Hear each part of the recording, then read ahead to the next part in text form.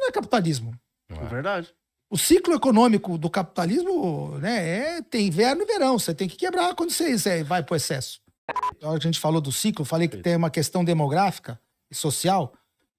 O Jeff Gundlach, eu cheguei a mencionar, acabei interrompendo, mas ele que é o Bond King, é o rei dos fundos de renda fixa nos Estados Unidos, ele estava mencionando, não sei se foi ele ou foi o Ray Dalio, mas um deles mencionou sobre uma obra de um demógrafo conhecido americano, Neil Howe, chama The Fourth Turning, a quarta virada. Que o Neil Howe, nesse livro, The Fourth Turning, que eu já li, que eu recomendo para quem quiser, ele separa, ele olha para o ciclo e separa mais ou menos como na natureza, em 4 estações. O ciclo da primavera, do verão, do outono e do inverno. O ciclo da primavera é o renascer, certo? Quando você termina o inverno e entra na primavera, você renasce. O que estava, as árvores que estavam sem folhas voltam a ter folhas, aquele aspecto cinza do inverno vai embora e você começa a ver as cores, né, da primavera. A temperatura que estava fria começa a esquentar, né? Não é aquele calor forte, mas está esquentando. Sim. Então é o renascer de uma economia, ali daquela sociedade naquele momento. Passou a primavera, você entra no verão. O verão é aquele período quente, aquecido, né? Então no livro, ele tá dando exemplos, e num dos exemplos históricos foi quando você sai da depressão e da guerra. Você começa, após 1945, aquela geração dos baby boomers pegou a primavera. Perfeito. Pegou a primavera daquele ciclo que você tem expansão econômica, crescimento, com juros ainda abaixo. Porque você tem você tem uma capacidade enorme de crescer ainda. Os Estados Unidos saiu da Segunda Guerra como a maior potência produtiva do mundo. E ele produzia tanto que ele foi capaz de produzir para os americanos, para consumo americano, e produziu para a Europa, para reconstruir a Europa, produziu para reconstruir o Japão. Perfeito. Foi o motor industrial do mundo na década de 40, 50 até 60. Aí chegou no verão. No verão, você basicamente cresceu tanto que você começa a bater a tua capacidade ociosa. Teu limite, né, de produção. Que foi o que aconteceu nos Estados Unidos no final da década de 60, começo da década de 70. Começou a ter inflação. Porque você já não tinha mais... Você tinha constantes brigas por aumento de salário, você não tinha mais... Você tinha uma capacidade ociosa esgotada. Pleno emprego. Pleno emprego e, briga salarial. Né? Porque você começa a ter inflação de demanda mesmo. Acabou. Você não tem mais oferta de trabalho e nem de meios de produção. Tudo lotado. Aí é o verão, que descrito pelo Neil Howe. Perfeito. Aí, quando você consegue... depois do verão, o verão é um período inflacionário. Tá? O verão é um período inflacionário, por natureza. Por você estar na tampa da tua capacidade ociosa e com demanda, vai bater a inflação. No sentido, né? Digo inflação também... Perda de poder de compra. Não é questão de... Você acaba esgotando o teu limite, né, de produção. Então aí você entra na próxima fase, é a fase do outono. E no outono, você tem o que ele chama de desinflação. Que a inflação, ela existe, mas ela vai caindo devagarzinho. A desinflação, quer dizer, no período de verão, você começa a expandir o crédito, né, porque você precisa de mais dinheiro, né? Tem a demanda, por mais expansão de crédito que você tenha, a tua capacidade de produzir já esgota. Então, no outono, que foi a década de 90, é um período desinflacionário, porque o grosso da inflação foi 70 e 80 no dólar, né? Em termos de consumidor, taxa de juros subiu, lembra? Foi 18, 17 ali. Sim, a inflação. né? Aí era o contrário. O Fed Funds, o mercado subia o Fed Funds e o Fed ia lá e subia o juro. Mas o mercado não passava mais 3 meses, o mercado pedia mais alta e o Fed ia lá e subia o juro. Até que o Volcker encerrou o ciclo quando ele deu tudo que o mercado queria, ainda um pouco mais. Aí encerrou esse ciclo. Entramos no período de outono, onde, para resolver o problema da capacidade ociosa, o mundo passou a produzir mais. Foi o Japão, que virou motor de produção, depois foi a China. Os Estados Unidos passou a ser uma economia, deixou de ser uma economia de manufatura, há muitos anos que já não é, passou a ser uma economia de serviço. Né? Financeiros e outros tipos de serviço. Então você teve o período desinflacionário, que é um período onde a inflação foi positiva, mas foi caindo a taxa de inflação ao longo dos anos. Com as inovações tecnológicas, que elas vêm nesse período, e o verão e o outono são períodos de muita inovação. Então, na inovação tecnológica, faz você cair custo. Cai custo, aumenta a produção, cai preço. Internet, né, professor? Internet. Então, você entrou no período de outono, né? Só que o padrão de consumo das pessoas continua o mesmo. Então, o outono começa quente, igual o verão. Mas as condições estão mudando já. Já tem bastante crédito na economia, já tem muitas pessoas alavancadas, né? Ao mesmo tempo, você já descobriu formas de aumentar a produção e baixar custo? Isso é desinflacionário, né? Só que o padrão de consumo não muda por causa do crédito. Você começa a consumir mais a preços mais baixos, né? E para manter a demanda ativa, tem que ter mais crédito, mais inflação monetária. E aí, chega no período que você excedeu demais a dívida e o crédito, e você chega no inverno. O inverno é o período onde é a deflação, né? No sentido de que você a demanda já não aguenta mais, já existe oferta para tudo que se compra, a oferta é abundante, cada vez a preços menores, é o nosso cenário de hoje. Tem 500 pessoas querendo fazer telefone. Se a China não faz o Vietnã, faz não sei o quê. Todo mundo tem um custo mais baixo. Aí entra a inteligência artificial para baixar mais custo ainda. E tudo isso é destruidor de emprego. Microsoft mandou quantos embora? 9 mil embora. Sim. Porque vai fazer um monte de coisa por inteligência artificial. E é 9 mil que ganha muito bem, né? 9 mil de caras que ganham bem. Então, esse é um período de inverno. Nós estamos entrando no inverno do know-how. A China está em deflação, né, professor? A China tem deflação. Então, esse período é um período, sim, de deflação. Por que a gente não vive uma deflação hoje mais forte? Porque existe Banco Central e eles enfiaram na cabeça deles que eles podem amenizar o ciclo, que nem a gente falou lá na Genial. Sim. Não, mas o Banco Central é bom para amenizar o ciclo. Você acha que se ameniza o ciclo? Eles acham que eles descobriram uma maneira de evitar a criação destrutiva. E vai a destruição criativa Eles acham que eles descobriram uma maneira de evitar a destruição criativa, que é um processo econômico, como descrito pelo João Peter. Né? Todos os processos de inovação geram destruição criativa. Que você inova, e quando você inova, você baixa custo. E vai ter gente perdendo emprego que vai ter que mudar para outro tipo de ramo. Sim. E nessa transição, existe uma queda de renda no começo. O cara perde emprego.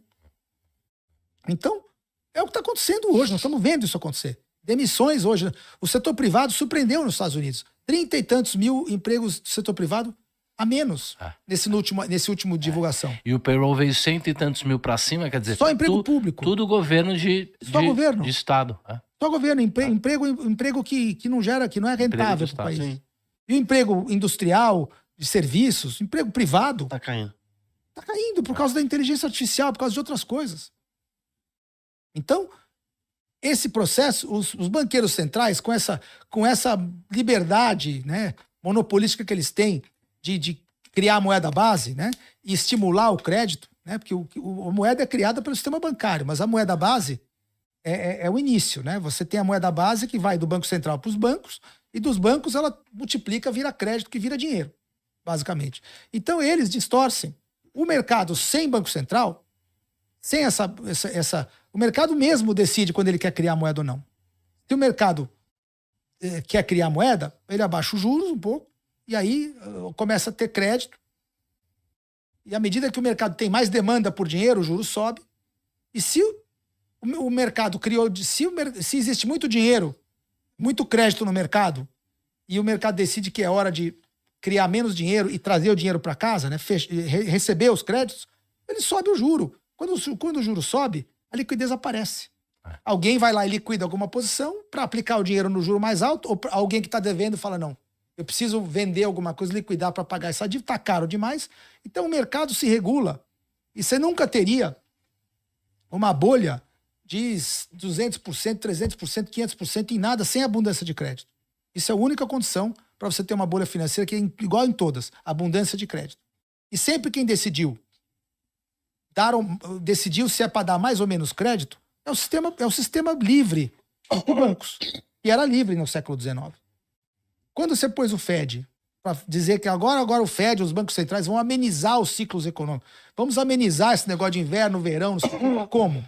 Na hora que o mercado quer recolher o crédito de volta, que é a hora que a taxa sobe, o mercado quer recolher de volta o dinheiro, quer pegar de volta, quer chamar o dinheiro. Então você sobe o juro para você chamar dinheiro para você, para chamar liquidez. O dinheiro está custando 5%. Amanhã eu quero aumentar meu caixa, preciso de dinheiro, eu vou pagar 7, vou pagar 8, alguém vai vir aplicar. Beleza, tô chamando liquidez.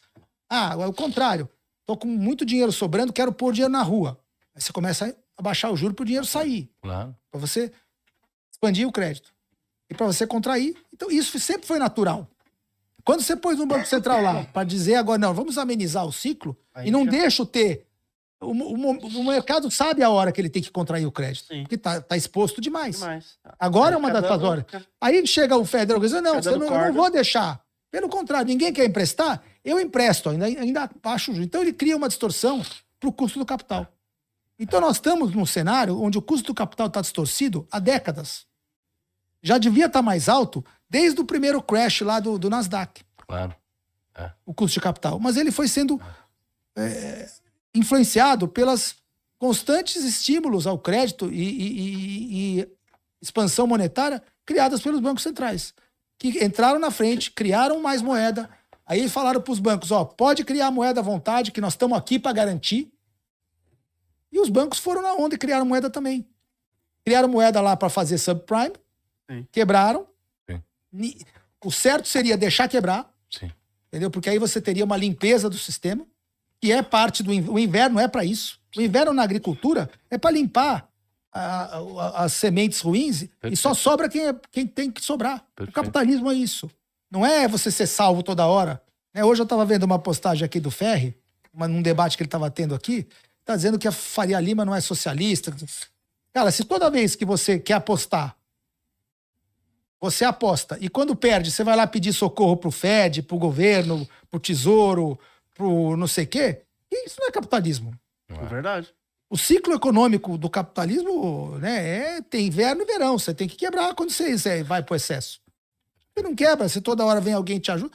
Não, mas vamos fazer isso para amenizar o ciclo. Tá amenizando? Não, você não tá amenizando. Você não acha que você descobriu uma forma de abolir a destruição criativa? Você não aboliu. Tá acumulando fragilidade. Você tá acumulando, empurrando com a barriga, e vai vir, não é uma destruição, vai vir uma devastação por causa disso. Porque o crédito tá lá. Você criou o problema com mais crédito. Você só aumentou o tamanho do problema e ele explode na tua cara. Se o Fed tinha bala para salvar o mercado quando o mercado era desse tamanho, perfeito. O mercado é 100 vezes maior que o Fed em tamanho, se contar derivativo.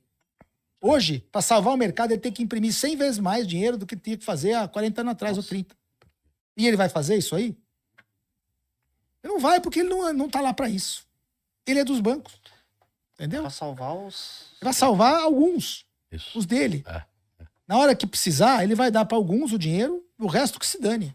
O resto, E para esses alguns não é ruim que isso tudo aconteça, essa catástrofe. Esses alguns é bom, esses são os cantilionários. Esses é que tem a séculos. Esses estão há séculos fazendo isso. Séculos, O Jamie Dimon falou o quê outro dia? O que ele disse outro dia? Acontecer de novo. Vai ter e eu vou ganhar. Meu banco vai ganhar. Falou isso, ele é dono de qual banco? Assim? Ele é o presidente do JP Morgan. Do JP Morgan, que é o que tem a maior fatia do Fed, né? É o maior banco de investimento lá. Então ele vai chegar, se precisar, vai ter dinheiro para comprar dívida desvalorizada, entendeu? Então, eu acho que... Você acha que tudo tá armando para um grande... Não dá para você apagar o ciclo econômico. Você tá empurrando com a barriga. Não dá para você eliminar. Eles acham que eles conseguiram eliminar a destruição criativa, o ciclo econômico, eliminar o inverno. Você não elimina o inverno do mundo. Sim. Ele acontece. Você pode tentar empurrar ele com a barriga. Mas ele chega. E vai chegar pior. Com juros, né? Com juros cada vez maior. Juros já... No juros vai mostrar. A acumulação de fragilidade, ela é não linear, né? A gente chama o que eles estão tentando fazer, esse experimento aí de...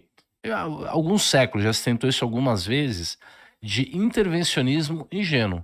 Quer dizer, você tenta intervir num sistema dinâmico, orgânico, que funciona, que tem os seus pesos e contrapesos. Quando você intervém numa taxa de juros e mexe nela de maneira artificial, você está dando sinais errados para o mercado. Você tá tirando os sinais que ele deveria ter. É como se você eliminasse a dor. Se você tem um problema no pé, Se o seu pé tá machucado, você precisa da dor, porque a dor é o sinal que o seu pé tá dando pro seu cérebro que você tem que corrigir aquilo ali.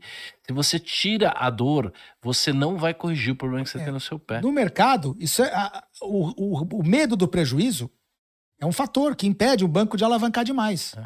Se o cara tá com medo, ele emprestei demais. Peraí, vou subir o juro, vou captar um pouco de dinheiro, vou cobrir aqui meu caixa, vou me proteger. Agora, se cada vez que empresta demais, você falar, não precisa, não tem problema. Se der ruim, eu vou lá, pego uma grana no Fed aqui, ele compra meu crédito. Tipo, tá todo mundo... Ele imprime mais dinheiro e me salva.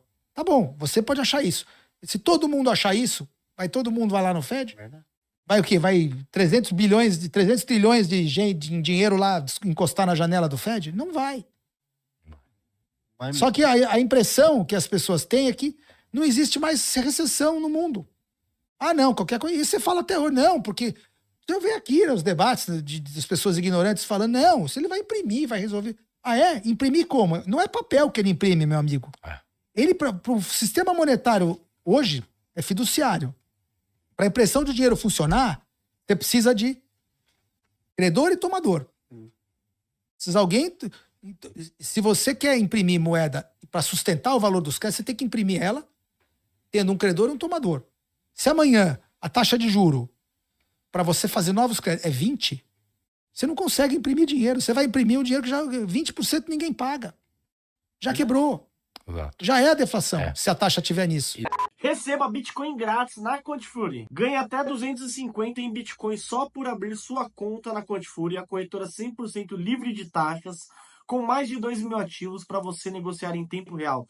Criptomoedas, ações brasileiras e globais, ETFs, commodities e muito mais. E para ganhar, utilize o cupom TUBARão sem o tiozinho, Tubarão. Para analisar ações, BDRs, fundos imobiliários, acesse a plataforma do Investidor 10. Inclusive, para você gerenciar a sua carteira, saber quanto de dividendos você vai receber. Inclusive, eu deixei a carteira da minha filha, a Laurinha, ela tem 3 anos e já invisto para ela. Todos os ativos, tá no link aqui embaixo.